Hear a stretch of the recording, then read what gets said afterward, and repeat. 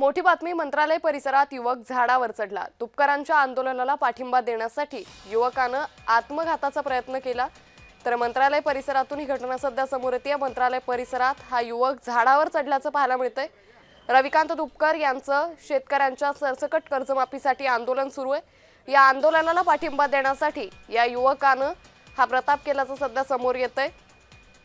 तर मंत्रालय परिसरातली ही घटना सध्या समोर येते।